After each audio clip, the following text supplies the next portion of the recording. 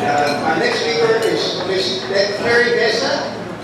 Terry grew up in Irving, Texas, the heart of District 105. She's a proud graduate of Irving High School. She commuted from Irving for all her higher education pursuits to attend UT Arlington, the University of Dallas, and Texas Wesleyan University School of Law. Representative Mesa started her career as a student teacher at South Grand Prairie High School and taught at every level of elementary school to college. She also worked as a nonprofit director overseeing programs for economic development, small and minority businesses, assistance, neighborhood revitalization, historic preservation, workforce development, and job placement before serving the legislature. Representative Mesa operated her own law practice for almost 20 years. In the 2023 legislative session, Representative Mesa served on the Environmental Regulation Committee and the International Committee and Economic Development Committee. She has been recognized with several awards. Now bring to you State Representative Terry Mesa.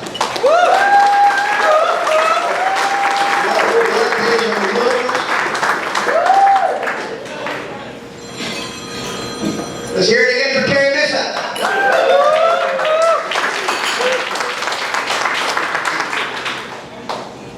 Didn't mention I'm a proud LULACer and I've been a LULACer for over 40 years, going on 50. One of the first people I met was Hector Floyd. So, anyway, great to be here with you. Anybody here worried about what's going on? Anybody get angry? All the time. Anybody get sad? So hopefully going to bring a little bit of hope. You know, a couple of, not this session, but the one before that in 2023. We worked all the way until November because we were denying vouchers to Governor Abbott. We had a strong coalition of rural Republicans with the Democrats that were for our public schools. And we kept saying no, no, no to vouchers all the way to November. And he said, I'll see you at the polls. That's when he went out and recruited people to run against our incumbent Republicans who had sided with us against vouchers and successfully ran people against them to get them out of office. You may have seen the commercials that he ran at the time. They were very dishonest. They said, I can't trust this person to support me on the border. He actually used our communities to anger people to vote against the Republicans who had supported him all the time on the border. It wasn't about the border. It was about vouchers. If vouchers were so popular, why didn't you go ahead and say vouchers? Because they weren't popular. So he stuck in the word borders instead.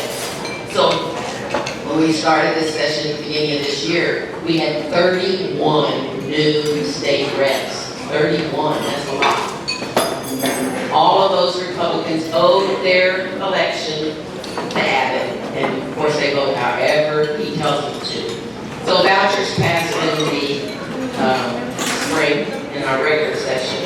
And then when the regular session was over, the governor had gotten a call. You know, like when the current president was up for re-election before, he called the Secretary of State in Georgia and said, can you find me 11,000 more votes? And that guy's a Republican. And he said, no. Good for him. He calls Governor Abbott, says, can you find me 5 more Republican congressional seats? And Abbott says, is July good for you? So we started meeting on that, and we did not see a map, we did not see a map, we did not see a map, we could not produce a map. But they did have some meetings around the state, not too much. They had one in Austin, they had one down in Houston, because Houston was heavily affected by the congressional redistricting. And they had one in Arlington. Anybody here get to attend the hearings in Arlington? A few did? Yay, good. I got to sit up front just because we had an empty seat. I wasn't on the committee, but I got to sit up front and listen to the people predominantly saying that they were opposed to the redistricting. So it wasn't until we got back to the legislature that they showed a map, and we found out how terrible it was. There was a lot of debate about whether or not we should do a quorum break. Actually, some of my colleagues were not for it. But sometimes even those who were not for it went with us on the quorum break, to their credit. So we did the quorum break. Before we did it, we were polled about how long would we be willing to do it. Jessica Gonzalez, my colleague from Oak Cliff, represents Oak Cliff, was in charge of calling a list of people, and I was on her list. She asked, are you willing to stay out 30 days to kill them in the first session? Yes. Are you willing to stay out 100 days to take it all the way to when it's the filing time? Or office begins in November. So we thought at that time that if we kept it, the map not approved until filing time, well, people have to know what the district looks like. They have to know where to file. So that would surely kill it. But then the attorney said no, in the past they actually pushed back the date of the filing deadline, delayed the primary, and I really couldn't remember when, but turns out it was back when Dewhurst was running against Ted Cruz. We had to push back the date. It probably would have been stuck with Cruz now. It probably would have had Dewhurst instead. I don't know. Maybe that's a little bit better. But it actually has happened before. So, in that conversation, Jessica Gonzalez, probably should call her Jessica, she's a state rep, Rep Gonzalez, said, I feel like we're saving democracy. And I said, wow, I felt that too. I just never verbalized it because I felt if I said to people that we were saving democracy, it would sound corny or being, exaggerating or something. But I said I feel that way too. So we went to Chicago. People ask me how I liked Chicago. Was it a pretty city? I don't know. I didn't get to see it. The first place we went was a compound with a big gate. It wasn't an actual hotel. It was a former Catholic girls' university. So I had a room that was so small that if I reached out with my arm, I could touch the two walls, had a twin bed. It's okay, we're not there for comfort, but anyway, they found out we were there and they had a bomb threat. Everybody had to evacuate, of course. The next day, they told us, we were told, pack your bags, we're going to move. I thought we were choosing to move. No, it was the hotel there that said, you guys got to move. We can't handle this bomb threat stuff here. So we moved to another place that was more like a regular hotel. And then a day or two after we were there, we found out that they had another bomb threat back at the first place, and they didn't know we'd moved, so they were getting bomb threats.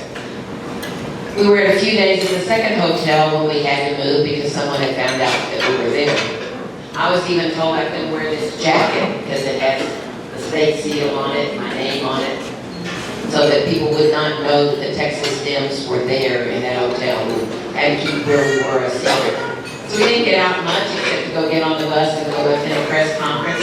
But I did get to meet the Latino legislators from Indiana came and met with us, Latino legislators from Illinois. Of course, we got to meet with them.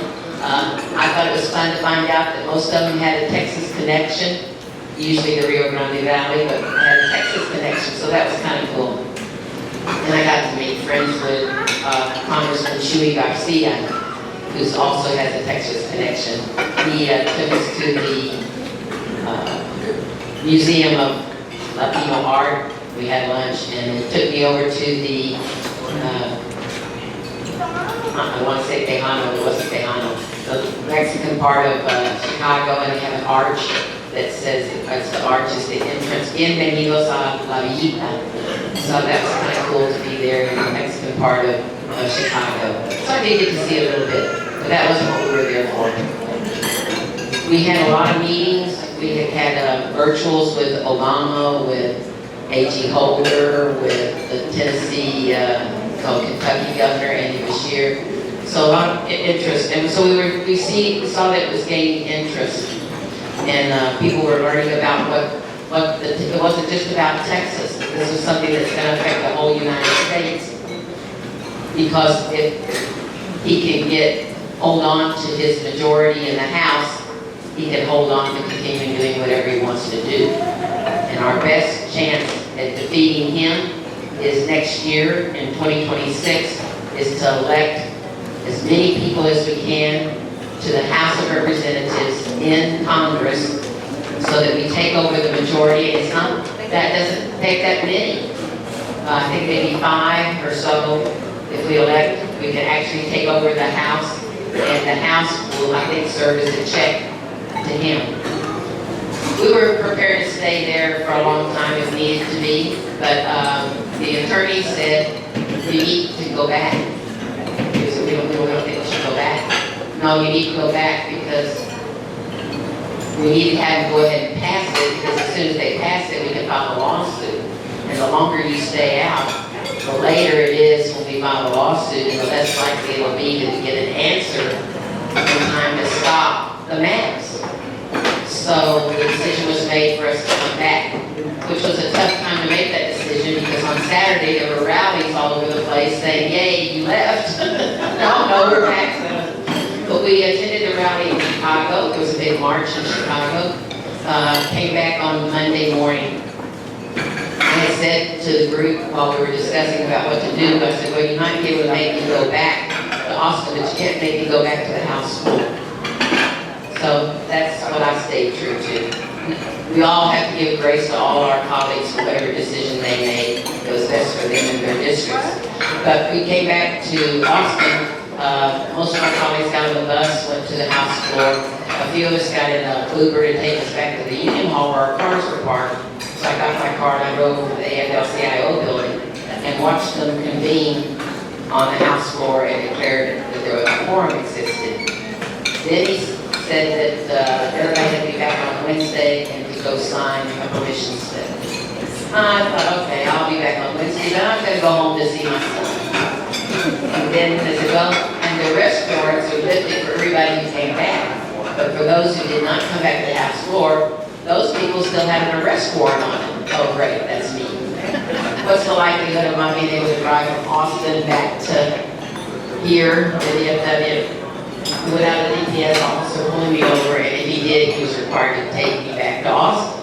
So I said, okay, I've got to go back and sign the piece of paper. So I went in and signed the piece of paper. I promised to return on Wednesday. And I no sooner signed it than this guy showed up next to me and said, hi, I'm your DPS person. I said, well, you must have drawn the short straw, and I hope you have a full tank of gas, because I'm driving to DFW. I said, okay. So he followed me all the way here, and the next day I went to the district office over in Irving, and I told the guy, they did shifts, so there's a different shift. So the guy said, well, it was a Tuesday. I thought there's got to be a Democratic club meeting somewhere on a Tuesday, right? So I looked it up, and there was a Stonewall Dems meeting. And so the current president is one of my constituents, Corey, so I texted him and said, hey, I'd like to come to the Stonewall Dems meeting this evening, but as you might have heard, I have a DPS tracker. So if that's a problem for me to come, bringing law enforcement with me, then I won't come, so just let me know. And he said, no, go ahead and bring him. We'll put together a drag show for him. So, and it wasn't a room where they have drag shows, but they didn't have one for the meeting, of course. He was just kidding. So he followed me over there to the meeting. When we got there and we parked, I went by his vehicle and I told him, I said, by the way, I told him you were coming and you are invited. So you can come in, it's all right for you to attend and you can come into the meeting. He said, no, that's okay. You go on ahead and you go to the meeting. I'll just wait for you out here. Like it's catching or something. I'll wait for you out here. And he said, what time do you get out? 8 o'clock. Okay. So I go in and they took pictures of us at the meeting and it got posted in Dallas Voice, which is the LGBT newspaper. And so next thing I know, it's going viral. Terry Mesa took her DPS guy to a gay bar.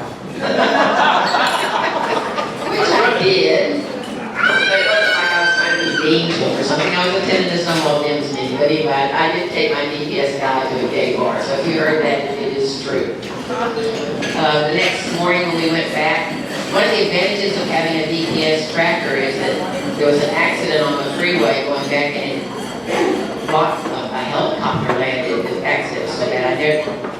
There were no helicopters landed on the interstate, but one did. So I was really going to be late getting back.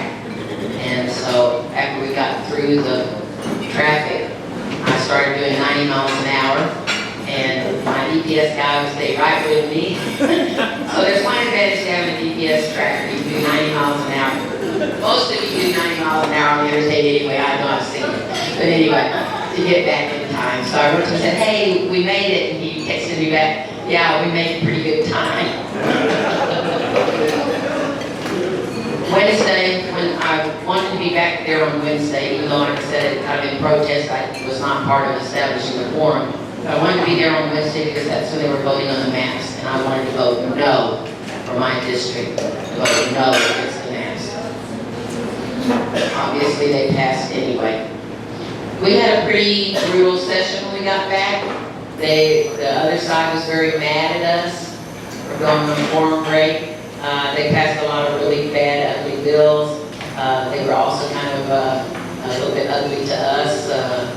And they also passed, Governor added to the list, penalties against us. So they passed penalties against us.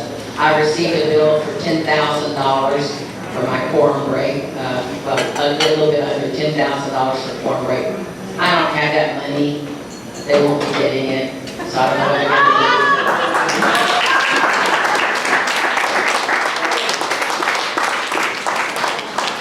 Can't take it out of campaign funds, which is a good thing. They thought that they were doing something bad to us, telling us you can't get it out of campaign funds. Great. My campaign fund has more money than I do, so that's good. Besides the $10,000, they also said that we would be fined in the future $500 a day. That they would take away our parking spot. This shows what they think is important in the state to take away our parking spot. The loss of a parking spot is going to stop me from doing what I feel is important to do about representing my constituents.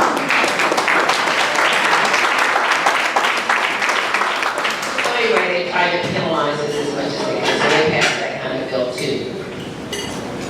The good news is that we have an election coming up next year. And even though the Republicans don't care about the flood victims, although they tried to say that they did, they showed that they didn't because they did redistricting first. We said we would come back on the condition that they would do flood relief, prioritize flood relief. I guess they thought they were going to fool us because they numbered the bill for flood relief HB 1, like that prioritized it. But we don't do bills in order, so that maybe they made it look like they were prioritizing it. But as soon as we got in there, our quorum was established. The speaker said, lock the doors. And we're actually locked in on that Wednesday for the vote. And the doors were not unlocked until they got the redistricting bill passed. The flood bill, when it came up, families of the children, girls, all girls stood in line. A dozen families were up in the gallery. This was where that's where they were sitting, up in the gallery to hear this pass, to see that we had done something in response to the loss of their girls' lives. They made them sit through hours of redistricting stuff before they brought up the flood bill so that they could hear that and then recognize it, which I thought was terrible. With them sitting right there in the gallery, they should have done that first, and then they could have come and done the redistricting thing. But, so we did finally have flood relief passed. And so, I can't remember if I've already said it, I know I've already thought it, the only flood that they're worried about is the election in blue wave in 2026, right? So, this coming election is not as far away as we think. We think, oh God, I can't put up with him for another, how many more years we got? I just don't know if I can handle that. Not to worry, it's not that far off. Help is closer than that. We start filing in mid-November to mid-December. Get people that you think are qualified to run for office. No Republican in Tarrant County should run unopposed. Do you agree?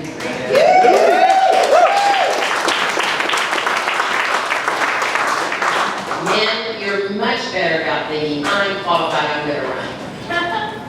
We women have to be asked. Why is somebody laughing? You're right, that's what I was, you're right. We didn't like that. Women, we have to be asked. And sometimes we have to be asked more than once. We have to be encouraged to run. So maybe there's a man out there who wants to run for office, go for it. There's a woman out there you think should run for office, ask her, encourage her to run. When we flip those seats in next year in November, this November we're filing, then we'll have the primaries in March, which is not that far away, just within a couple of months till filing deadline, a couple of months till the primaries, and then we're off and running to defeating the Republicans in the fall. I think we're going to have a really great election year in 2026. Encourage people to be registered to vote, encourage people to vote. I think we're going to have a tsunami, and we're really going to elect a lot of great people, and this is going to be our year in 2026. So please take courage and hope in that. Thank you.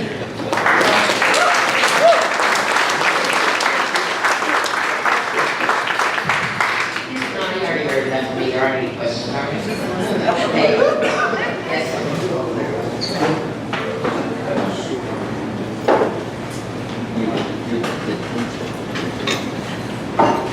Okay, I know the legislature, I guess, I don't know if you go to censure people or whatever, or those, what your favorite, but our candidate for Texas Senate actually claimed 3 homesteads. I mean, if I did that, I had no chance at the election. It's almost like our running president has had all these little things he's able to overcome. So, one of your colleagues, Chorizo, is running for Senate. He has a faith-based platform that appeals to conservatives. I know we have Colin already, President Cutter, but I think we're have a better chance of winning with Chorizo. I love his message of love and helping the least of these, right? So, if he wins the primary against already, which candidate do you think is more beautiful? My son thinks it's Tyson with all his damaged goods, but Horny has a war chest and he's the incumbent. So, if He's already running a lot of commercials. yeah, he is. But I mean, I don't know what part of me wants. Horny to win and him be beatable. But I'm just saying, how is he still able to run when he has all this, baggage? I mean, his own wife, pretty much on political grounds, and I don't even understand what that means, but I'm just saying, I think he's still the front line. I think he's going to be corny, but I mean, what are your thoughts on that? And if Chorizo wins, I mean, what are we going to do to like support him to get him with it? Because I guess to me, seems more interested in our governor. He's more, I think, MAGA, constituent than even the governor. So I'm just afraid of it. So what can we do to stop him? It's interesting. I've been around long enough to remember when there was any kind of inkling about he was on a boat and there was a girl there too that he withdrew his name from president. Do you remember that? As a president. That any small, even hint of a scandal, a person would withdraw from candidacy. Now it almost seems to add to their qualifications. The Republicans seem to love their candidates and their elected officials that have terrible backgrounds and terrible records, not just elected, but in their personal lives. So I understand what you're thinking, that it might be Paxton, they might go for Paxton. A lot of the Republicans are against Ford and they think he wasn't a big enough Trump supporter. The Republican Executive Committee censured him because they didn't feel like he supported Trump enough, which explains why when you see the commercials now that he's just saying, he's such a big Trump supporter. He supported Trump 99% of the time. The reason why he's emphasizing that so much is because he's been criticized for it. That he wasn't a big enough Trump supporter. So he's trying to overcome that with all these commercials. Whether that'll be successful or not, because the primaries are a select group. Not everybody's going to vote in the Republican primaries. They're trying to limit it even more to who can vote in it, as you may have heard, in their primaries. So such a small group chooses but it may very well go to those Republicans who think Warren wasn't Trump enough, and Paxton's doing whatever Trump asked him to. He uses our money, state of Texas, to file lawsuits in other states all around the United States. I don't know what business we have doing all that, but he does it because he's saddling up to Trump. So it may very well be Paxton. Talarico and I served from the beginning together. We were elected at the same time. We both served on Pub Ed together, so I know him really well. He's a great guy. Personally, I want him to run for governor. That seemed like a more natural progression for me to go from state rep to governor, where Castro and Petco had both been congressmen before, so it seemed more like a natural progression to them to have been in Congress and run for senator. But he chose Senate, maybe because it's more winnable, maybe because he thinks Abbott's not beatable. I don't know. I haven't asked him. I just told him I'd support him. So, he's a great guy.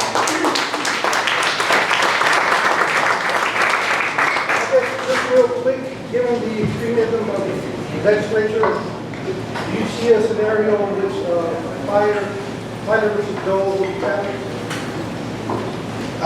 My question was, given the extremism of this legislature, do you see a scenario in which Fighter versus Doe would be challenged by the state of Texas?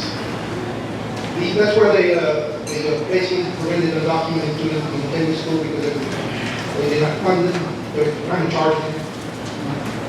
I don't know what's going to happen with that one. I'm sorry. I wish I could say. I believe that we should be endowed. I believe we should let our students go to college and pay in-state tuition. We're not letting them go for free. We're just being allowed to pay in-state tuition.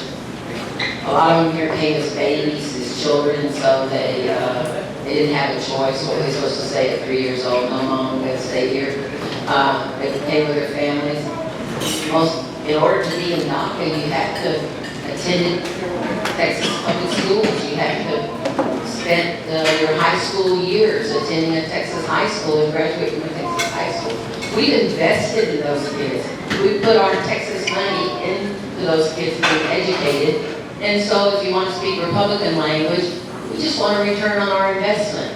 For them to be educated and provide all those good services to us as educated residents of the state of Texas. So. I guess this is what I'm foreseeing, because they passed vouchers. That's going to destroy public schools, and so they need a bookie. So their bookie man is going to be undocumented students. So they're going to say, well, let's raise money by charging fees to parents so they can attend school. That's my line of thinking. So that's what I'm asking is whether or not you see that coming down the pipe here in the Texas election. And it's interesting that they came after our public schools just at a time when we represent the majority of the students in the public schools, right? Right. The call for vouchers has been for a long time, but the actual push to make it happen didn't happen until their children were not the majority of the students in our public schools. But again, I'm not sure. I try to keep hope, try to provide hope, but anyway, we'll see. Sorry, that wasn't a very good answer to your question.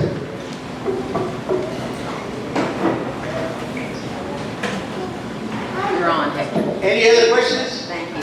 We're not going to charge them for questions. We're not going to charge them for questions if they have any questions. Thank you very much for your okay, appreciate it. And now, the one and only, President Carlos Juarez. You want me to read your whole bio or you want me to? Let's just keep going. Okay, this is Carlos Juarez. He's your city council person. The real interesting thing is the mayor pro tem, which is very, very important. So don't, make sure that you are aware and that you're able to contact him with any issue you have. He's going to be riding the train from time to time. Helping. Yeah. Welcome aboard. Let's hear it. Here to the council. All right, good morning, buenos dias, everybody. I want to take the time because we've heard from good panel of speakers today. They provided a lot of good information for our community. So let's give them a round of applause before I get started.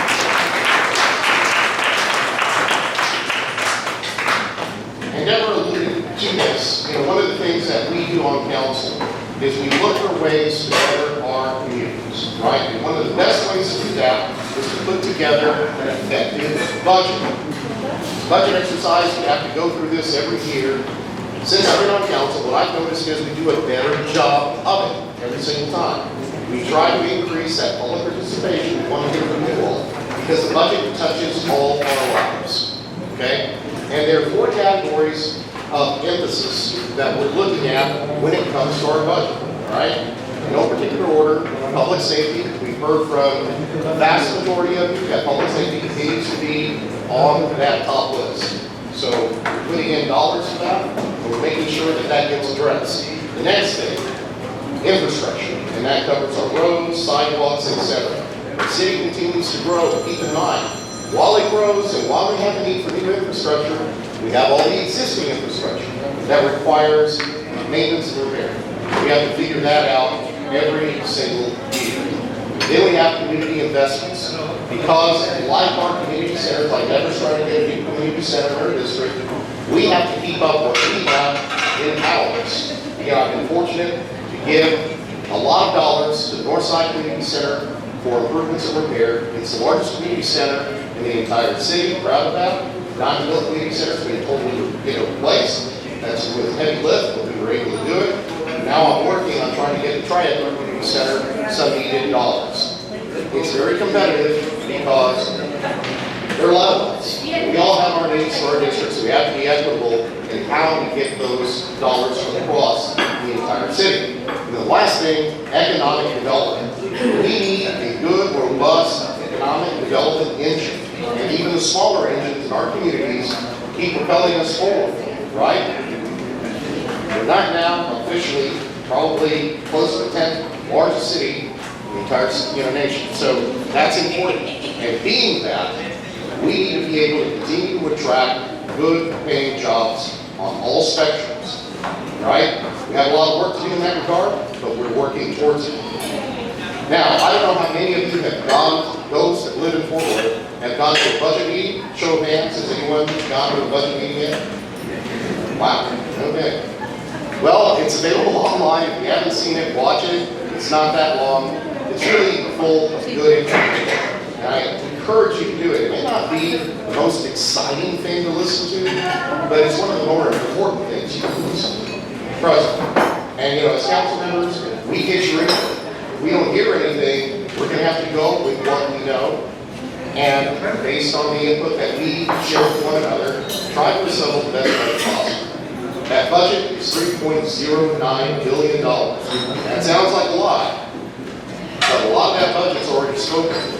So with the part that isn't spoken for, that's where we have to find ways to get those dollars to the maximum benefit. So I want to talk a little bit about people. Investments in people. We need to continue to attract good quality employees to the city of Fort Worth because other cities are trying to do the same. Right? We have peer cities, City of Austin, Dallas, San Antonio, etc. They're all trying to look for the same talent. So we have to put in dollars so we make sure that we can find that talent in recruitment and in retention. So we're contributing to that. I said infrastructure. Okay, what do we do in that regard? We can't just keep tapping the general fund. It's not that easy. But one pot of money that has grown significantly since I've been on council is something we call pay go. All right? And I'm sure you've probably heard it before. I mentioned it in this forum, but we've increased the amount of that. It totals now $88.5 million. Sounds like a lot, but it goes quick. With that share among all councilors, right? It goes to repairing roads, it goes to repairing sidewalks, signs, etc. All these things that aren't, found, say, in a capital improvement project or in a bond project. So we have that. We have expansions. Again, we're a growing city. What do we expand? Land. We're expanding police. We're expanding fire, housing and repair, those programs, and a new tool. It's called the Neighborhood Tool Program. All right? So basically, you could go to all the city of Fort Worth, this is under code compliance, and you can get a loan for a particular tool. Say you need something to, like a digital, okay, for your dog. You may have that, right? You need a mower, you have one. Why are we doing things like this? Well, because we can't always count on everyone to have a particular tool to take care of their properties. So we're offering that so that someone can easily go, rent it out, use it, and return it to the city. Our new code compliance director, Brian, he debuted that tool with great success when he worked in the city of Arlington, so now he's employing that here. So check it out. I think it's very important. Back to police. You know, we heard you loud and clear. We want to see more police officers on the roads. So we're hiring 8 new MPOs, that's your neighborhood patrol officer. We're putting in dollars for that. And we're also increasing by 2 SROs, school resource officers, right? Trying to help our independent school districts here. What are we doing as far as financial stewardship of your dollars? Well, we're making cuts too. Across the board, 1% cuts. They hurt. As council member, I don't like to cut back on things. But just like our own budgets at home, sometimes you have to make some painful cuts, right? And we're doing it because we realize we're responsible and we just can't be putting the burden on our taxpayers. And that's a good segue to something else, the tax rate. Since I've been on council, we've lowered the property tax rate every single time. That's important. But beyond important, it is terribly hard to do every year, especially in a tight budget year like this one. We did manage to lower it a bit by 4%. It helps. To you, the taxpayer, what does that mean? You'll probably get about $28.33 back in your pocket. It doesn't sound like much, y'all. I get it, right? You may shake your head about it. But the point is this, we're trying to do the best we possibly can without raising the taxes. All right? So I just want you to know that. This, proposed budget is going to be considered by the city council on Tuesday, September 16th, right? We all know what September 16th is, right? It's a year up, it's going to tell you about some events coming up. So, if you have any kind of input on our city budget that you'd like to share with us, please let us know. If Deborah and I are here, you can contact our office, or whoever council member represents you, you can contact them. So I wanted to give you a very quick and very overview of our city budget. Now I'm going to open up the floor for any questions about the budget or anything else you may want to know about city council or district 2. Yes, sir.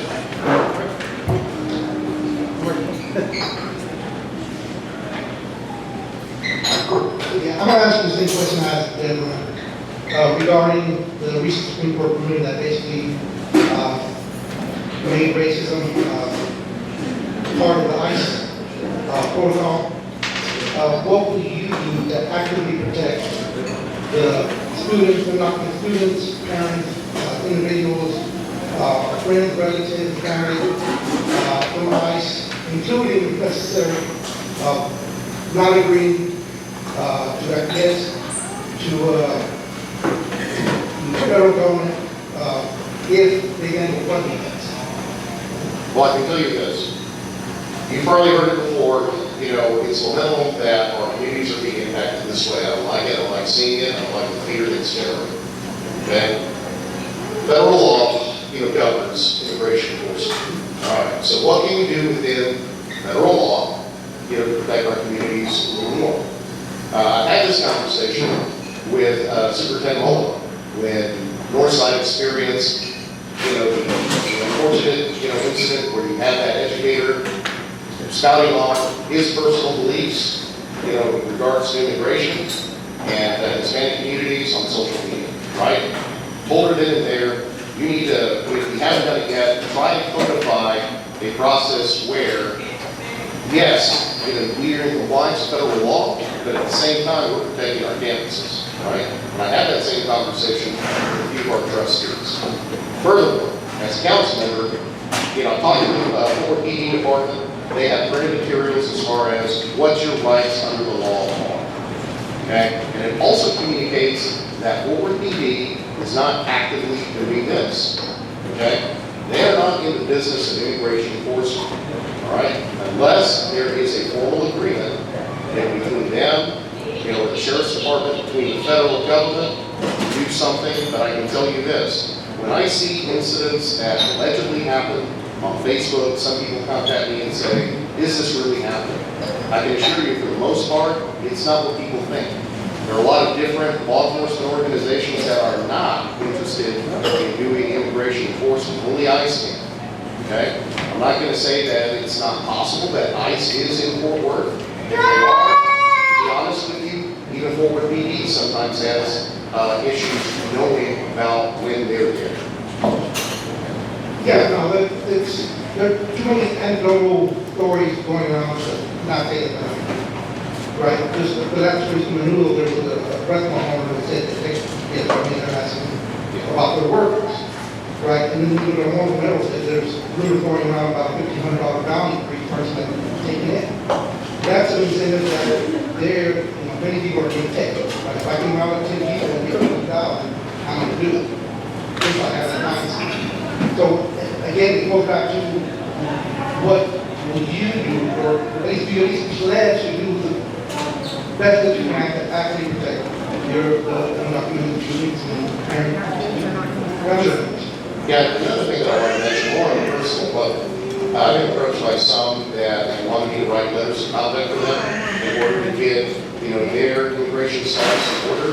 And I've been happy to do that, for several individuals that approach me to do that. And so on a personal front, I've been trying to help, folks get matters straightened out as much as possible, but make themselves in their hands.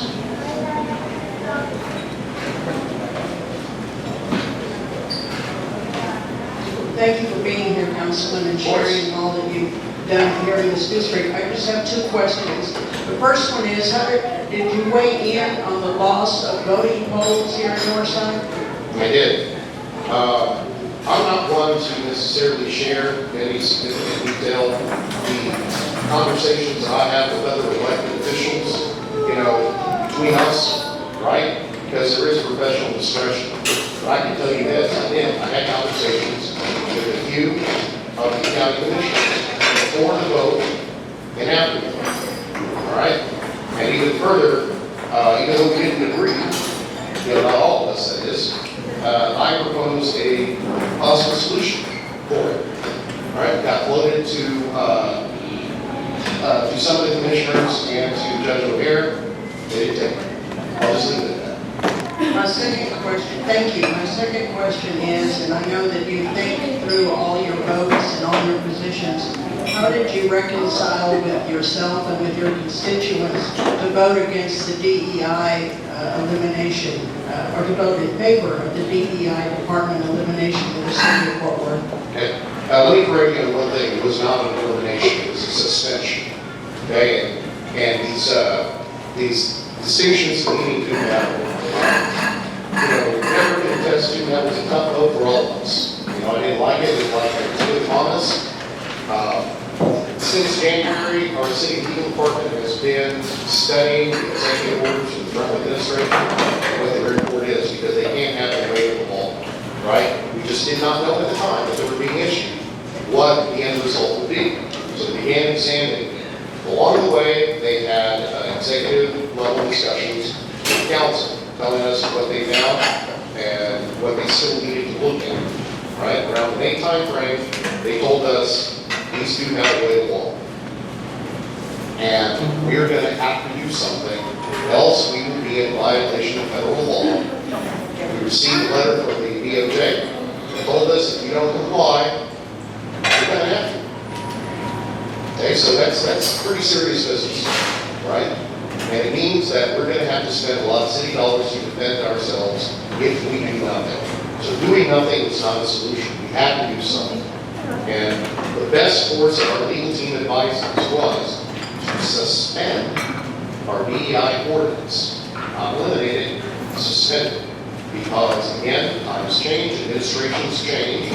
Who's to say what landscape we're looking at politically in Washington, in another 4-ish years.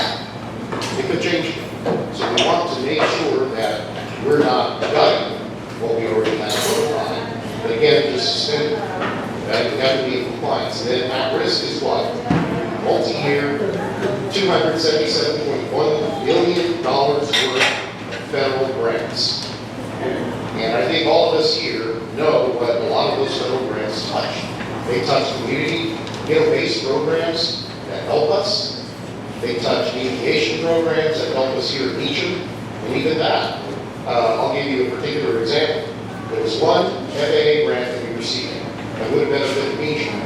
And without that grant, we would have had to tap our general fund to do it. It deals with midfield, runway, taxiway improvements. Were it not for a federal grant that we received, then we would have to use money out of the general fund. When you free up that money, what does that mean? That benefits District 8. Improvements on roads and roads. So it's a lot of interplay, a lot of interrelationships between how these federal grants help across districts. Individually, our council districts are impacted in the amount of federal grants that we're eligible to receive if we're in compliance. So it's about preserving that funding. If we don't preserve it, we're at a huge deficit. That raising taxes is a bad idea. We would have to go above the cap, even again, to try to make up for that shortfall. Those are facts, right? And that's what we're facing. The cities of Dallas, I talked to my Dallas counterparts over there, facing a similar situation. Now, I'll mention the city of Arlington. I haven't talked to, my counterparts in Arlington. I was a bit surprised at what they did. They not only, addressed their DEI non-compliance, but they got rid of their non-discriminatory portion of their ordinance, and I can't figure that part out. I already asked our legal team to look at it. That didn't make sense to me. To me, my opinion, it seemed unnecessary. Don't know why they did it, but I haven't spoken to them about that.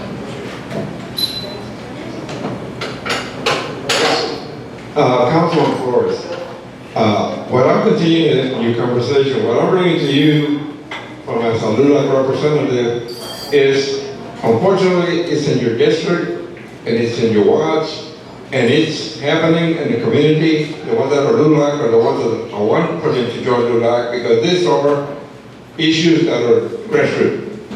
I'll start off with the stockyards. Stockyards is two issues. They're eliminating the Hispanic businesses, regardless of the seniority. Number two, there's discrimination involved. And then on the second issue, also in Fort Worth, is Trinity Meadows is doing the same thing on the EEOC violation of discrimination in seniority, race, promotions, and this is the kind of issues that we're fighting right now. That's why when I speak on Facebook, I'll say, let's concentrate on the grassroots issues. And if we're going to be LULAC, and this is a LULAC meeting for the community, we need to take it very serious, because the stockyards, they're in a mess right now on the funding that was put over there to build it up. And administration is keeping it quiet. We need to explore more and get more information to the community as to all that funding that was put in there, whatever happened to the funding, and the people that were running it, what is happening to the people that were running it. And we realize that it's getting involved in some type of litigation, but still the information needs to come back to the community, and as our representatives, at least let us know at the grassroots level what is being done or how is it going to be looked at it, and what do we need to do to help move it along the way, because it has to come from the community. Okay, there are a couple things there, Lee, and let me try to clarify some things. First, the Stockyards redevelopment project is a public-private partnership, okay? And then the second thing that you talked about were alleged lawsuits pertaining to Trinity Metro, employee grievance, a former employee grievance, and then allegations of some experienced racism at a retail store in the Stockyards. I cannot speak in public about those because those individuals talk to me in confidence and in privacy. I'm not going to divulge those details. Okay? Can't do it, and I won't. So I've been addressing those things at a discreet level and an appropriate level. So I'm going to go back to what is going on, and I think this is what you're referring to. In the news, you probably heard that the Majestic Group that was heading up the redevelopment project in the Stockyards and the east side of Exchange had some disruption in their ranks. The principal was dismissed and fired. There's a lawsuit going on. And again, because there's an active lawsuit, there are things that I am privy to that I am not permitted by law to discuss in a public forum or in private. Can't do that. I can tell you this, they already have installed a new team. Okay, I've been in touch with those new teams, put them in touch with city staff. They've already said they are ready to proceed with further discussions on phase 2. They are not in default of any agreement that they have with the city. There's no money lost between what the city has invested or what they may owe us. It's a pay-for-performance type of agreement, They have to perform certain things, and then we get the benefit of those tax dollars and revenue. So, no default has occurred. Things are still on track. They needed the necessary time to get their new team put in place and up to speed on what's going on in the South. I hope that clarifies it now. If you wanted to talk individually with particular matters that you and I have discussed before, you know, we can do that afterward. Yeah, I have no problem. I want to address something that you people, I think that we can discuss. And I wasn't brought awareness to a full work report, and I started telling them. And that's that the city council is going to get $4 million loan, agreement with the Texas Water Development Board for funds to remove PFAS forever chemicals. They found PFAS and POAs. Those are chemicals that are linked to cancer, developmental health issues, cancer, increased fertility, developmental effects on children, and weakened immune system, increased cholesterol levels. And I checked, I live in West Fort Worth, and I get my water, I think, from like the Lake Worth water supply. And right now they're at legal levels where they supposedly say it's not as hazardous to your health. Johnson County just declared an emergency over this. I looked up Dallas, and Dallas and some of the surrounding areas have these chemicals in the water supply. And I just saw that the city official dismissed a $420 million lawsuit against some companies, and actually the military was allegedly involved in creating this problem. So $40 million, $420 million. I want to know why it was dismissed, maybe? What issues are we taking? Because I know that's going to take time to do this. I think they have to use some charcoal type technology to try to remove and treat these chemicals. And I personally have a reverse osmosis filtration system, so that is my drinking water. I would encourage you to cook, drink treated water. I used to drink water here. I'm not even sure it's treated, so I'm not even scared. And I mean, what can we do to keep the water supply safe? Are we, you know, do you drink tap water? There are none of us here. You know, a lot of people get bottled water, so I'm just concerned about this situation. They've addressed it in some movies like Dark Water, and if you remember Aaron Brockovich, there was some stuff in the pool. So a lot of these companies get away with this, with imputing, and there was a fertilizer company you have to send a 10-year contract with. Because of that, I know they have it in the foam, the firefighters. So there's technology or things we need to work on. And of course, they try to blame it on leeches. That stuff that goes in the landfill, we just throw away like Teflon, DuPont,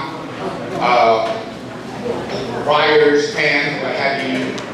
But I'm just concerned that this is going to get worse before it gets better.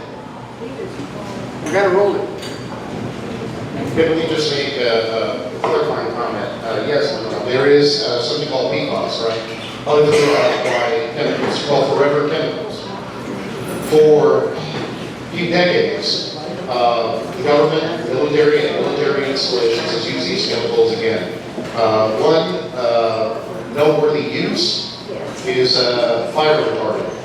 Okay, it's an additive to fire, to water, for fire retardant properties. So the fire department, the firefighters have been exposed to this before. And it's only been recent research that has indicated that it is a health issue, right? There are technologies that can filter it out, not the most efficiently, and not to scale. We need to scale those up. So, the private sector is going to have to take care of that. As far as the city pursuing legal matters in the past, the city council has opted to seek, relief through lawsuits of it, and our legal team continues to look at it because it's an ongoing matter. Absolutely.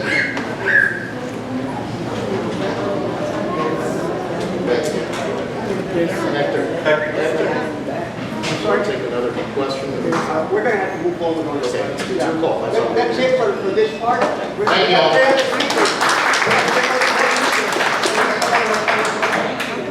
Hey, Bethany.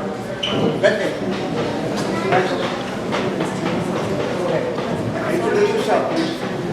Thank you for your patience. My name is Holly Taylor, and I'm running for the Texas Court of Criminal Appeals. That's our statewide Supreme Court for criminal cases. And I have the greatest respect for LULAC. I've actually tried to attend this breakfast twice, but I got here on a day when it was canceled. So I'm so thankful to be here speaking with you today, having driven up from Austin to talk to you. First, I want to address what Chair Campolo and Representative Mesa talked about in terms of the redistricting, both at the state level and in Tarrant County, and the shutting down of polling locations and other efforts to suppress votes.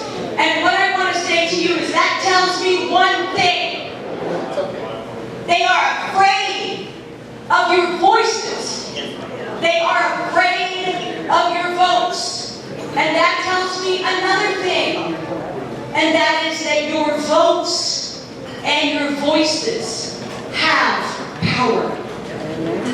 And I want to communicate that, and I think it's really important to deliver that message to your communities. So thank you for being here, and thank you for caring. I want to tell you really briefly, because I know that everybody's been here a long time and they've got other places to go.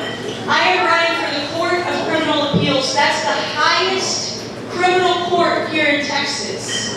And that court and the Texas Supreme Court are really, really critical right now to protecting our rights and freedoms. We see how the United States Supreme Court is going, right? We see what they recently decided, reversing prior opinions. Now it's okay to pull people over just based on the color of their skin, just based on the language that they speak. Because of this, it makes our state courts even more important to protecting our rights and freedoms. So I want to focus, yes, we need and we can elect the people that serve on those courts. They're partisan elections. We can elect those people and we can pay attention to what they care about. So I encourage you to do so. Let me tell you a little bit about me running for the Court of Criminal Appeals. I'm a career prosecutor. I've worked very, very hard to keep my community safe in Travis County. And for most of my career, I felt really great about that. Honestly, I still feel great about that. But recently, I've been working with the Innocence Project to free the wrongfully convicted as well. And that work has given me some perspective. And in fact, it has forced me to do some soul searching. Because 2 of the cases that through our thorough investigation we found to be wrongful convictions were my cases. I have prosecuted those cases and worked to put those 2 people in prison. And I found that they were innocent. Thank you so much for listening to me. My name is Holly Taylor, and I'm running for the Court of Criminal Appeals here in Texas. Thank you.